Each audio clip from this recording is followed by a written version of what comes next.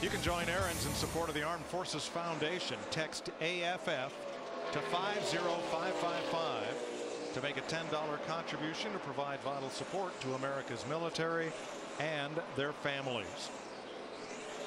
David Rudiman running in fourth behind Jimmy Johnson, Kurt and Kyle Busch. And this has sorted out for the moment, but it got a little nervous during commercial. Kyle got quite a bit loose. And Kurt came right back up on him and took the spot back, second place. That was sketchy. I think I know what sketchy is now, and that was it. But you know, now that they have settled down and Kurt Busch and the two's taken the lead or taken second place away from his brother, these guys are a little bit quicker than our leader Jimmy Johnson in that 48. Now my buddy Biffle here, man, he's got the brake rotors glowing red. He is all over this car is all over the place. He's on the bottom a couple laps, and then he'll go around the top, and I mean, I'm talking the top. Big fight for 13th here as look at him out there, Larry. Sorry, Mike. That's right. That's exactly where he was for 2 practices yesterday. He is out there, baby. Well, he's not the only one. In turns 1 and 2, Jimmy Johnson has now found that high line. So is Kurt Busch, Denny Hamlin, Dale Earnhardt Jr., Robbie Gordon. There's a bunch of them running up top. Bobby Labonte just made an unscheduled pit stop in the 71. Came back out. You know, one of the things that I think may be a factor in the way these guys are running this track, when they repaved this racetrack, you know, the asphalt we're accustomed to using back in the day, you know, a lot of aggregate and sand, and this has a lot of polymer in it. And I think it's a little bit more grippier, not just in the groove, but everywhere. I think that's one reason why these guys are able to use the whole racetrack as well as they have. 2006 is when this track was last repaved. Dick? Well, Joey Logano has dropped out of the top 5 and then some, Mike. He is now in the 13th position. The chassis has gone away on him. Said the car is sliding around. It's just real loose. And that kid does not like a loose race car. Trying to hold off both Harvick and Biffle. That's a tall order for the young man from Connecticut. That last round of pit stops it hurt more guys than it helped them, I think. I mean, we've seen a number of cars, the 20 kind of going backwards, the 9 going backward, number of cars that just didn't make the right changes. Well, I think much to our surprise and probably theirs too, as I talked about in the beginning, a lot of these cars were shoving the nose. They were turning the steering wheel and the front wheels were sliding. I'm sure a lot of them freed their car up. Now I think now that the track's gaining grip, the cars are too loose. The back end's coming around. You know, I had a couple of guys tell me, though, Larry, it's kind of odd. They said if your car is tight when the sun's out, it's just not as tight. It's still tight when the sun goes in. And when the car is loose, it's just not as loose, but it's still loose. Jeff Hammond. Mike, we've been listening to some of the driver conversation down here, and we caught Jeff Gordon talking to his crew chief, telling him that, look, I can't tell you exactly what my car is doing, but if you can listen in on the 16 of Greg Biffle, his car is doing the same thing mine is. Greg Biffle right up in front of that 24 car, trying to give maybe his guys a little bit more information about how to fix this 24. So the car is very twitchy, sliding around one lap, and then all of a sudden losing the back end the next. I'll be dadgum if I'd be listening to the 16, because he's running what, Larry? Back there in 12th place. I believe I'd be checking with that 48 car if it's me, because he's up there leading the race. 5th place just changed hands. Denny Hamlin moving past Clint Boyer. Oh, there you go. I can see clearly now.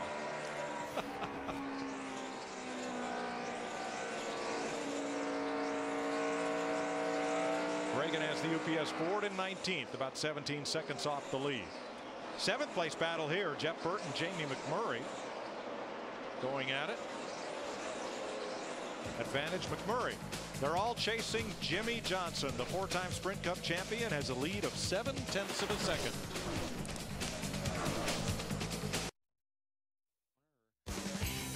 The Coca Cola 600 on Fox is sponsored by Sprint, proud sponsor of the NASCAR Sprint Cup Series. 133 laps, 200 miles complete at Charlotte Motor Speedway. 2 laps ago, Kyle Busch drove into the lead in front of his brother and Jimmy Johnson, who slipped to 3rd. Here's the pass. We're on the outside, got that momentum off the corner, and you can get a lot of straightaway speed by running off that corner high like that. But I think we got the report that the 48 car Jimmy Johnson was getting loose, and it didn't look like he was getting off the corner, which hurts him all the way down the back straightaway. You know, Larry, I made this observation about that 48 car. That car is bad fast every time, everywhere we go. But that's not an easy race car to drive, I don't believe. I mean, it runs so on the edge all the time. And I think that's a big tribute to Jimmy Johnson, that he can perform at the level he does in that car as loose as it normally is. He's about to surrender third place to last year's winner of the 600, David Rudiman. And we're getting within about 10 to 12 laps of what will be scheduled green flag pit stops. Now, Greg Biffle's car is sponsored by a company that makes bandages. Good thing. Look at the right side of Biffle's car here. It's a little snappy loose right there on corner exit. But Darrell, you could see he had those right side tires above that black, and there's just no grip right there. You just can't, you know what, I mean, that's the first time he's really hit the wall. You can't get away with that. Sooner or later, that thing's going to hit that wall, bite into it, and cause you to tear the whole right side out of it. Hammond and I were talking about Biffle before the race, and Jack felt like that. Jack Rouse felt like he had a really fast race car. Really nice, but P12 right there, doing good. But he was a little bit worried about the line that Greg runs in around the racetrack. So the complexion of this race has changed with the Busch brothers out front. Kyle leading for the first time tonight. Kurt in second. David Rudiman now third. And Jimmy Johnson has dropped to fourth. Steve. And Mike, I think the track's starting to go through a big transition. I thought I heard Jimmy Johnson say the car's getting tighter and tighter, so I checked with Ron Malik, the crew chief, and he nodded his head. They're going to stop at about 7 or 8 laps. And when I said that the 48 car is a hard car to drive, I just mean that Jimmy, the way they run the car, the way Jimmy likes the car's usually real free, and that's hard to hang on to. Transitioning from daylight to twilight. Well, let's pick up on our FedEx understanding the race. Remember, we talked about the different conditions. We talked about what it was like when they dropped the green flag. In the daylight, you can see right here in the twilight, the air temperature is down to 82 degrees. Track temp down almost 20 degrees to 100 degrees. Now, track conditions, the track is starting to gain some grip with it cooling down. And right now, this is where your car needs to be free up. You also need to get pretty aggressive with adjustments right here. See, Tony Stewart, he's just pulled a tear off of his helmet. Still got a ways to go here. He's still a pretty dark colored shield on there with the tear offs. But you'll see that thing be perfectly clear here before long.